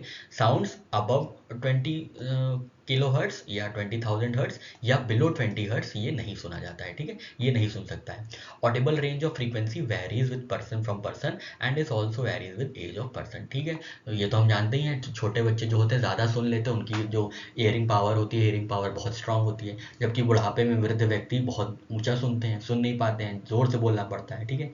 तो ये आप अलग अलग ऑडिबल रेंज ऑफ फ्रीक्वेंसीज होती हैं। पर सारे मनुष्य किस फ्रीक्वेंसी से किस फ्रीक्वेंसी के बीच सुन पाते हैं? तो सारे मनुष्य जो हैं वो 20 हर्ट्ज से 20,000 हर्ट्ज तक, 20,000 हर्ट्ज तक सुन पाते हैं। मतलब 20 हर्ट्ज से 20 किलो हर्ट्ज के बीच की फ्रीक्वेंसी को वो सुन पाते हैं, इंटरप्रेट कर पाते हैं, ठीक है। Child can hear sounds of somewhat higher frequencies up to 30 kilo hertz, ठीक है। तो 30,000 हर्ट्ज तक सुन सकते हैं। उसी तरीके से ओल्ड पर्सन जो है, वृद्ध व्यक्ति, वो लगभग सिर्फ 20 किलो हर्ट्ज तक सुन सकते हैं, ठीक है। सॉरी, 12 किलो हर्ट्ज तक ही सुन सकते हैं, ठीक है। 12 किलो हर्ट्ज तक ही सुन सकते हैं। और जो ह्यूमन एयर है सबसे ज़्यादा सेंसिटिव कौन सी रेंज में है? तो 2,000 हर्ट्ज से 3,000 हर्ट्ज तक, ठीक है। 2,000 हर्ट्ज से 3,000 हर्ट्ज के बीच ह्यूमन सबसे ज़्यादा एयर ह्यूमन का सेंसिटिव होता है। ये ध्यान रखिएगा, ये आप इसको स्टार मार्क कर लीजिए, ठीक है। यहाँ पे हमने बात कर ली ऑडिबल रेंज की, ठीक है। ऑडिबल रेंज की हमने बात कर ली। नेक्स्ट हम बात करते हैं इंफ्रासोनिक, ठीक है। तो हमने ऑडिबल रेंज कितनी देखी? 20 से 20,000 हर्ट्ज, ठीक है। 20,000 हर्ट्ज, ठीक है। 20,000 हर्ट्ज। इससे आगे वाली 20,000 हर्ट्ज से आगे वाली अल्ट्रासोनिक होती हैं। 20,000 से कम वाली इंफ्रासोनिक होती हैं। इन दोनों के बीच जो होती है वो हमारी ऑडिबल रेंज होती है, ठीक है। Frequency of such sound waves is below the frequencies of Audible sound below 20 hertz, ठीक है। तो जो इंफ्रासोनिक की जो फ्रीक्वेंसीज होती हैं, इंफ्रासोनिक साउंड वेव्स की जो फ्रीक्वेंसीज होती हैं वो 20 हर्ट्ज के नीचे होती हैं, ठीक है। और ये इनके सोर्सेज क्या होते हैं इंफ्रा साउंड के? तो जैसे वॉल्केनोज हो गया, अवलांच हो गया, अर्थक्वेक्स हो गए, मेटेरॉइड्स हो गए, ये सब इंफ्रासोनिक साउंड्स प्रोड्यूस करते हैं, ठीक है। ये सब इंफ्रासोनिक साउंड्स प्रोड्यूस करते हैं। अब हम तो इंफ्रासोनिक, हमारा कान तो इतना केपेबल है नहीं कि इंफ्रासोनिक साउंड्स सुन सके। पर कुछ जानवर होते हैं जो कि इंफ्रासोनिक साउंड्स को परसीव कर लेते हैं, सुन लेते हैं, ठीक है। इसीलिए वो थोड़ा सा इरेटिक बिहेवियर पुट करते हैं जब भी अर्थक्वेक्स आने वाले होते हैं, क्योंकि अर्थक्वेक्स क्या एमिट करते हैं? इंफ्रासोनिक साउंड एमिट करते हैं। तो वो जो इंफ्रासोनिक साउंड है वो रिसीव की जाती है, कैच कर ली जाती है। कुछ एनिमल्स होते हैं, जैसे स्पेसिफिकली डॉग्स होते हैं, ठीक है। कुत्ते अगर थोड़ा सा इरेटिक बिहेवियर करने लग जाते हैं तो समझ में आ जाता है कि जो है इंफ्रासोनिक साउंड वेव्स इन्होंने रिसीव की है। और इंफ्रासोनिक साउंड जनरली कहाँ से आ रही है? तो अर्थक्वेक से आती है, ठीक है। तो many animals can hear infra sound like whales, elephants, rhinos, hippos, giraffes, alligator, squid, cuttlefish, octopus and even pigeons, ठीक है। Generally it has been observed that before the earthquake some animals became abnormal, ठीक है। Abnormal नहीं, erratic हो जाते हैं। Actually earthquake produces infrasound of low frequency before producing main shock waves which probably alert the animals, ठीक है। तो infrasonic मतलब लो फ्रीक्वेंसी, ठीक है। मतलब क्या हुआ? लो फ्रीक्वेंसी हुई, ठीक है। अल्ट्रासोनिक मतलब हाई फ्रीक्वेंसी, ठीक है। और ऑडिबल रेंज में मिडिल फ्रीक्वेंसी, ठीक है। तो यहाँ फ्रीक्वेंसी का ही सारा खेल है। ठीक है, यहाँ हमने ऑडिबल रेंज ऑफ हेयरिंग की बात की, इंफ्रासोनिक रेंज ऑफ हेयरिंग की बात की। अब हम लोग बढ़ेंगे अल्ट्रासोनिक की तरफ। अब हम लोग बात करते हैं अल्ट्रासोनिक वेव्स की। तो हम लोग ने एक रेंज की बात की थी, हम लोग ने सबसे पहले ऑडिबल रेंज की बात की थी 20 से 20,000 हर्ट्ज तक। ठीक है, 20,000 हर्ट्ज तक जो थी वो ऑडिबल रेंज थी, वो मनुष्य के सुनने की रेंज थी। उसके आगे वाली अल्ट्रा वायलेट अल्ट्रासोनिक वेव्स हो जाती हैं, और 20 हर्ट्ज से कम वाली इंफ्रासोनिक रहती है। ठीक है, इंफ्रासोनिक के बारे में बात की थी, ऑडिबल के बारे में बात की थी, अब हम अल्ट्रासोनिक वेव्स के बारे में बात करते हैं। तो जिन वेव्स की फ्रीक्वेंसी बहुत हाई होती है, 20,000 हर्ट्ज से ज़्यादा होती है, वो क्या कहलाती हैं, वो अल्ट्रासोनिक वेव्स कहलाती हैं। कुछ एनिमल्स होते हैं जो कि केपेबल होते हैं अल्ट्रासोनिक फ्रीक्वेंसीज को एमिट करने में। ठीक है, जैसे चमगादड़ हो गए, बैट हो गए, वेल्स हो गई, डॉल्फिन्स हो गई, माइस हो गए, एक्सेट्रा। ठीक है, तो ये जो सारे एनिमल्स हैं ये अल्ट्रासोनिक साउंड प्रोड्यूस करते हैं, एमिट करते हैं। मतलब जो ये साउंड प्रोड्यूस करते हैं उनकी फ्रीक्वेंसी 20,000 हर्ट्ज से ज़्यादा होती है। ठीक है, अभी हम लोग इसका एप्लीकेशन देखेंगे। ठीक है, तो बस सिंपल सी चीज़ थी ये, ऑडिबल रेंज 20 से 20,000 हर्ट्ज, इंफ्रासोनिक 20,000 से कम, 20 हर्ट्ज से कम, अल्ट्रासोनिक 20,000 हर्ट्ज से या 20 किलो हर्ट्ज से ज़्यादा। ठीक है, तो ये 3 वेव्स थी। अब हम लोग इनके अल्ट्रासाउंड जो थोड़ी ज़्यादा एप्लीकेबल वेव है उसके बारे में हम लोग थोड़ा डीपली पढ़ेंगे। ठीक है, अल्ट्रासाउंड की प्रॉपर्टीज़ क्या होती हैं, अब हमने देखा हाई फ्रीक्वेंसी होगी। ठीक है, हाई फ्रीक्वेंसी होगी अल्ट्रासाउंड की, और इनकी दो प्रॉपर्टीज़ होंगी। हाई फ्रीक्वेंसी होता है मतलब हाई एनर्जी। ठीक है, हाई एनर्जी। ठीक है, और ये क्या करती है, ये बहुत कम डेविएट करती हैं।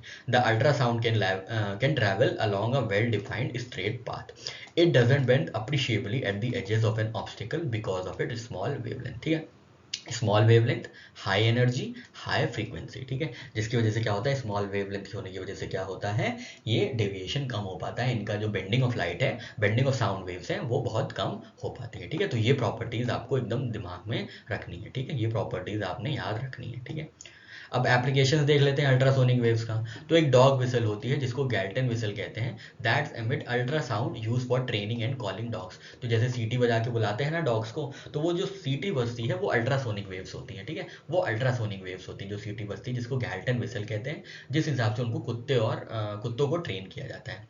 Ultrasonic waves are widely use in the field of industries and medicine. ठीक है, तो अल्ट्रासा जब हम लोग बोलते हैं अल्ट्रासाउंड करा लो, तो ये इंडस्ट्रीज में यूज होता है और मेडिसिन में यूज होता है। ठीक है, image of heart is obtained by reflecting the ultrasonic waves from different angle या पार्ट ऑफ द हार्ट। ठीक है, तो अल्ट्रासोनिक वेव्स किस प्रिंसिपल पे काम करती हैं, रिफ्लेक्शन के प्रिंसिपल पे काम करती हैं। This test is known as echocardiography या एको टेस्ट। ठीक है, echo test. Ultrasound waves are use to break down the kidney stone into smaller pieces. जैसे कुछ लोग के किडनीज में स्टोन होते हैं, कैल्शियम ऑक्सलेट होते हैं, जो स्टोन्स का केमिकल कॉम्पोजिशन होता है वो कैल्शियम ऑक्सलेट का होता है। ठीक है, तो वो जो स्मॉलर पीसेस में होते हैं स्टोन, उनको तोड़ देती है, स्मॉलर पीसेस में कन्वर्ट कर देती है अल्ट्रासाउंड वेव्स। ठीक है, ultrasound is use for cleaning a zigzag tube. Zigzag tube को क्लीन करने के अल्ट्रासाउंड यूज होता है। सोनार में यूज होता है, सोनार में हाई फ्रीक्वेंसी डालते हैं और नेविगेशन के थ्रू पता लगा लेते हैं कितनी गहराई है। ठीक है, तो sonar sound navigation and ranging is helpful in determining the distance of any object positioned in water and to measure the direction and speed of any object using ultrasonic waves। ठीक है, तो सोनार एक ऑब्जेक्ट है, ये पानी है। ठीक है, ये पानी है, और इसके बारे में पता करना है कि आइसबर्ग कहाँ है, आइसबर्ग कहीं यहीं है। ठीक है, तो सोनार ने क्या किया, सोनार ने एमिट किया अल्ट्रासाउंड वेव्स। ठीक है, अल्ट्रासाउंड वेव्स गई with high energy and high frequency, और वो किस प्रिंसिपल पे काम करती हैं, हमने बताया प्रिंसिपल ऑफ रिफ्लेक्शन पे काम करती हैं। तो जितनी स्पीड से रिफ्लेक्शन हुआ, उन अल्ट्रासाउंड वेव्स की जितनी स्पीड से रिफ्लेक्शन हुई, उस स्पीड से डिटर्मिन कर लिया जाता है, उस एनर्जी से डिटर्मिन कर लिया जाता है, या उस फ्रीक्वेंसी से डिटर्मिन कर लिया जाता है कि डायरेक्शन क्या है, स्पीड कितनी है, और कितनी दूर है, कितनी डिस्टेंस, डायरेक्शन और स्पीड तीनों पता कर लिया जाता है। ठीक है, ये आप ये वाला विजुअल याद रखिएगा। तो यहाँ पे एक ऐसे ग्राफिक्स लगा दिए गए हैं ताकि आपको पता रहे। तो यहाँ पे ये जो ऑडिबल रेंज है, ये ह्यूमन की ऑडिबल रेंज है 20 से 20,000 तक। ठीक है, 20 से 20,000 हर्ट्ज तक ह्यूमन की रेंज है। इससे पहले एलिफेंट सुन सकते हैं, मोल सुन सकते हैं। ठीक है, ये लोग इंफ्रासोनिक साउंड सुन सकते हैं लेस देन 20 हर्ट्ज। ठीक है, लेस देन 20 हर्ट्ज होती है इंफ्रासोनिक। इंफ्रासोनिक के आगे होती है अल्ट्रासाउंड वेव्स। ठीक है, अल्ट्रासाउंड वेव्स जो अल्ट्रा हाई फ्रीक्वेंसी होती हैं, हाई एनर्जी वाली होती हैं विद स्मॉल वेवलेंथ। ठीक है, तो जैसे डॉग हैं, कुत्ते हैं, बिल्ली हैं, ये सब 40,000 हर्ट्ज तक सुन सकते हैं। और जो बैड डॉल्फिन है ये एमिट कर सकते हैं 1,60,000 तक का फ्रीक्वेंसी। ठीक है, ये एमिट कर सकती हैं या हेयर कर सकती हैं। और फ्रीक्वेंसी किस में मेजर की जाती है, तो हर्ट्स में मेजर की जाती है। हेनरीज रुडोल्फ हर्ट्ज साहब थे जिन्होंने इसके बारे में कंक्लूसिव एविडेंस दिया था। ठीक है, यहाँ पे एक लिस्ट लगा दी गई है, आप एक बार देख सकते हैं कि ह्यूमन की जो फ्रीक्वेंसी है, ह्यूमन की ऑडिबल हियरिंग रेंज है वो क्या है, तो वो 20 हर्ट्ज से 20,000 हर्ट्ज तक है। कैट्स की 100 से 32,000 हर्ट्ज तक है। ठीक है, रॉडेंट्स की देखिए आप 1,000 से 1,00,000 तक है। ठीक है, तो ऐसे देखिए ज़्यादा है सब। बैट्स की देखिए कहाँ से 1,000 हर्ट्ज से 1,50,000 हर्ट्ज तक है। तो आप ये एक डिफ्रेंसिएशन क्रिएट कर सकते हैं, अपने दिमाग में बैठा सकते हैं कि कितनी हाई फ्रीक्वेंसीज जो है whales, dolphins, grasshoppers, locust, ये सारी चीज़ ये लोग क्या कर सकते हैं, एमिट कर सकते हैं या हेयर कर सकते हैं इतने साउंड पे, इतनी एयरिंग रेंज में। ठीक है, इस स्लाइड में हम लोग बात करेंगे अलग अलग साउंड लेवल्स की, अलग अलग डेसिबल्स की जो ह्यूमन एयर सुन पाते हैं। ठीक है, इससे कई बार क्वेश्चन पूछा जाता है कि विस्परिंग की डेसिबल कितनी होगी, प्रेस की डेसिबल कितनी होगी, रॉकेट की डेसिबल कितनी हो जाती है। तो उसके लिए एक आराम से लिस्ट लगा दी गई है ताकि आप बस इसको रट्टा मार सकें। ठीक है, ये रट्टाफिकेशन है और कुछ नहीं है। ठीक है, तो जो थ्रेशोल्ड ऑफ हेयरिंग है वो 0 डेसिबल है। उसके बाद रसलिंग लीव्स है, लीव्स की जो पत्तियाँ जब आपस में मतलब साउंड प्रोड्यूस करती हैं एक दूसरे से रगड़ के, तो ये 10 dB का होता है, 10 डेसिबल का होता है। विस्पर जो है ये 20 dB का होता है। अब आप यहाँ देख रहे होंगे यहाँ अलग है, यहाँ अलग है, तो मतलब ये नॉर्मल रेंज है। किसी की विस्पर 10 dB हो सकती है, किसी की विस्पर 20 dB हो सकती है। हम लोग को बस एक रेंज याद रखनी है। नॉर्मल कॉन्वर्सेशन तो 60 डेसिबल होती है। बिजी स्ट्रीट ट्रैफिक कितना होता है, 70 डेसिबल होता है। वैक्यूम क्लीनर की जो साउंड होती है वो 80 डेसिबल की होती है। लार्ज ऑर्केस्ट्रा की साउंड देखें तो 98 डेसिबल्स हो जाती है। वॉकमैन जो एक पहले इक्विपमेंट आता था जिसमें कैसेट लगा के गाना सुनते थे, वो 100 डेसिबल्स का होता था। Front rose of rock concert, कोई रॉक कॉन्सर्ट में गया है वो फ्रंट रो में बैठा हुआ है, तो उसको जो साउंड महसूस होगी, साउंड इंटेंसिटी महसूस होगी, वो 110 डेसिबल की होगी। थ्रेशोल्ड ऑफ पेन 130 डेसिबल की थ्रेशोल्ड ऑफ पेन। ये तो हमको नहीं समझ में आया, पेन का क्या थ्रेशोल्ड है, ये पता नहीं क्या है। ठीक है, तो military jet take off, military का जो जेट होगा, जो फाइटर प्लेन्स है, वो उनकी जो साउंड इंटेंसिटी होती है वो 140 डेसिबल की। Instance perforation of ear drum, एकदम से जब फटता है तो लगभग 160 डेसिबल पे हमारा जो ईयर ड्रम है वो परफोरेट हो जाता है, उसमें क्या हो जाता है, उसमें ईयर ड्रम्स में होल्स हो जाते हैं। ठीक है, यहाँ पे वही टॉक है, यहाँ पे वही बातें हैं। Normal talk 60 decibels, loud speaker 70 to 80 decibel, motor bike 90 to 95 decibels, press 100 से 105 डेसिबल, ऑर्केस्ट्रा 100 से 110 डेसिबल, रॉकेट 160 से 170, मिसाइल 180 से 190, सायरन 190 से 200 डेसिबल। ठीक है, तो ये एक आप याद कर लीजिएगा, आपसे डायरेक्टली कभी कभी पूछ लेते हैं, यूपीपीसीएस में या बीपीएससी में पूछ लिया जाता है। यहाँ पे कुछ 3 छोटे छोटे कॉन्सेप्ट है, जल्दी से पढ़ लेते हैं। तो सबसे पहले है साउंड इंटेंसिटी। ठीक है, साउंड इंटेंसिटी के बारे में आपको कुछ ज़्यादा नहीं याद रखना है, बस आप ये याद रखिएगा साउंड इंटेंसिटी जो होती है वो किस में मेजर की जाती है, तो डेसिबल में मेजर की जाती है। ठीक है, अभी हमने देखा था साउंड इंटेंसिटी कैसे अलग अलग चीज़ों की अलग अलग होती है। विस्परिंग की 10 से 20 डेसिबल होती है, नॉर्मल कॉन्वर्सेशन की साउंड इंटेंसिटी 60 डेसिबल होती है, मिलिट्री जेट की 180 डेसिबल तक पहुँच जाती है। ठीक है, तो ऐसे ही याद रखना है बस। Sound intensity is defined as power carried by sound waves per unit area in a direction perpendicular to that area. ठीक है, तो साउंड इंटेंसिटी क्या होती है, power carried by sound waves, तो जो साउंड वेव जो पावर कैरी करती हैं in direction particular to that area. ठीक है, तो बस ये है। Unit of sound intensity is bel, याद रखिएगा bel, but 1/10 part of bel is commonly used which is termed as decibel. ठीक है, डेसिबल में यूज होता है ना, साउंड इंटेंसिटी को डेसिबल में मेजर किया जाता है।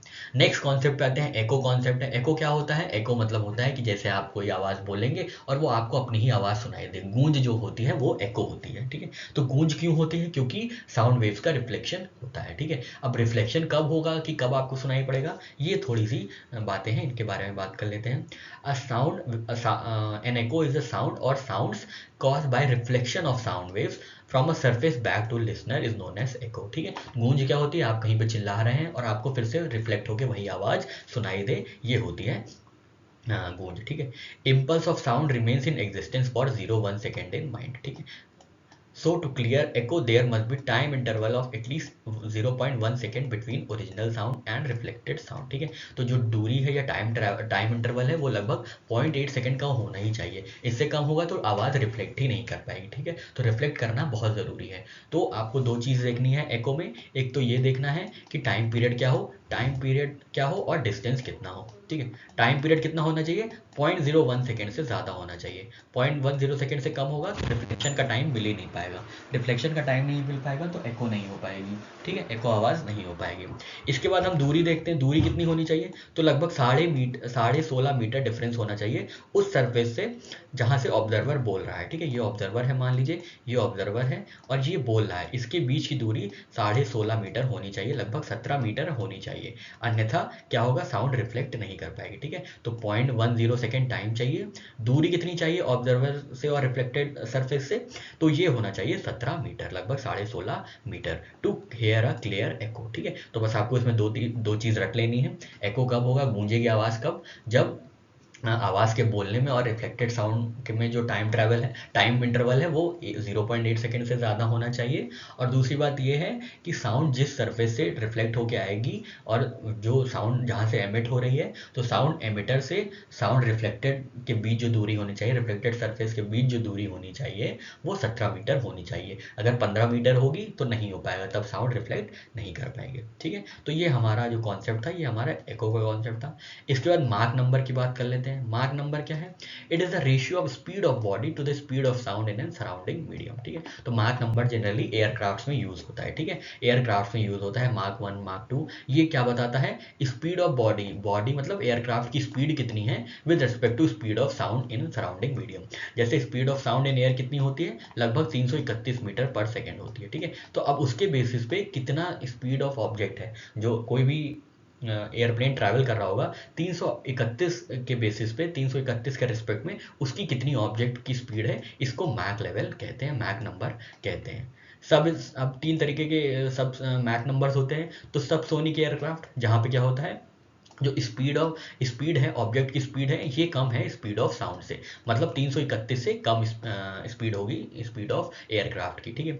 सुपरसोनिक ऑब्जेक्ट्स कब होगी, the objects with mark number between 1 to 5 missiles, ठीक है, जिनकी जो मैक नंबर की स्पीड होगी वो 1 से 5 के बीच में होगी, तो वो सुपरसोनिक हो जाएंगे। हाइपरसोनिक जो 5 से आगे निकल जाएंगे, जिनका मैक नंबर 5 से आगे जिनका बैक नंबर होगा, वो क्या होंगे, वो हाइपरसोनिक हो जाएंगे, ठीक है। जैसे मैक नंबर हो गया upon speed of object upon speed of sound in air, ठीक है। तो अब इनका मैक नंबर 5 है, मान लीजिए हाइपरसोनिक का 5 से ज़्यादा है, तो इनका स्पीड ऑफ साउंड कितना होगा, स्पीड ऑफ ऑब्जेक्ट कितना हो जाएगा, ये हो जाएगा, स्पीड ऑफ साउंड कितना होता है, 331 होता है, हमने ये देखा था। तो 331 इंटू 5, ठीक है, 331 इंटू 5 जो है ये इनका मैक नंबर हो जाएगा हाइपरसोनिक का, ठीक है।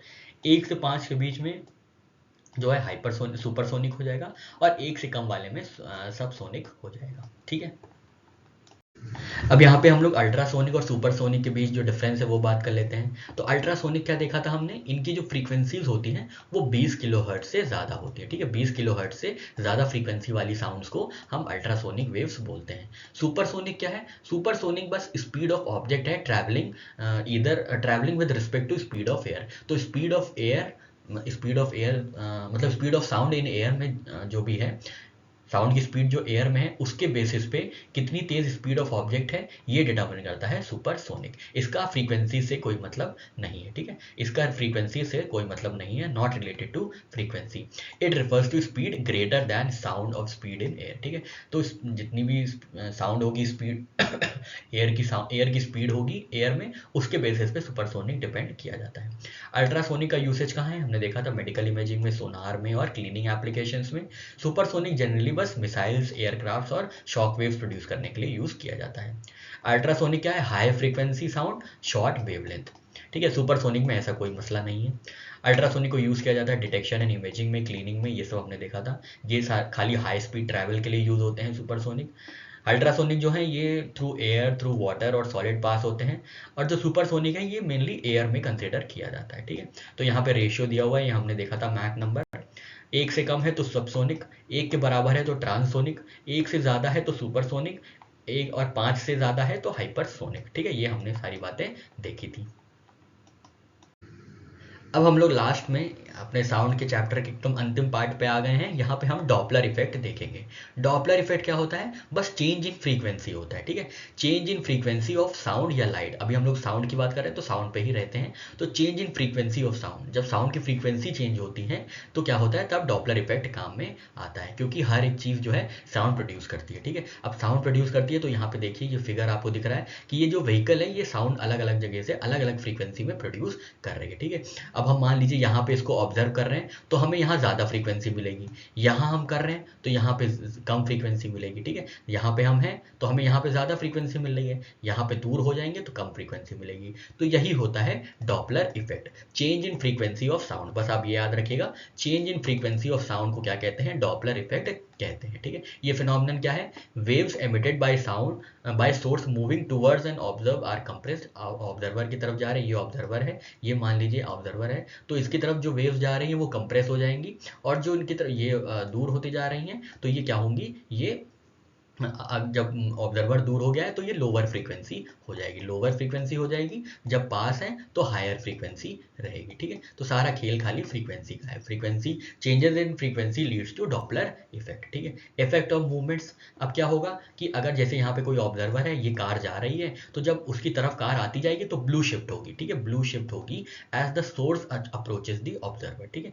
As the source approaches the observer, ठीक है। जैसे यहाँ पे ये पुलिसमैन खड़ा हुआ है और ये चोर है, ठीक है, ग्रीन व्हीकल में चोर आ रहा है, ठीक है। तो अब पता लग जाएगा कि कितनी फ्रीक्वेंसी पे आ रहा है, ठीक है। ज़्यादा तेज में आ रहा है, ज़्यादा तेजी से आ रहा है, तो जैसे जैसे नज़दीक आता जाएगा वैसे वैसे फ्रीक्वेंसी बढ़ती जाएगी। फ्रीक्वेंसी क्या है? वैसे वैसे बढ़ती जाएगी और ये ब्लू शिफ्ट में तब्दील हो जाएगी। लाइट जो है वो ब्लू शिफ्ट में हो जाएगी, ठीक है। लाइट का भी यहाँ बात कर रहे हैं तो वो ब्लू शिफ्ट की तरफ शिफ्ट हो जाएगी, मतलब ब्लू पैटर्न की तरफ शिफ्ट हो जाएगी।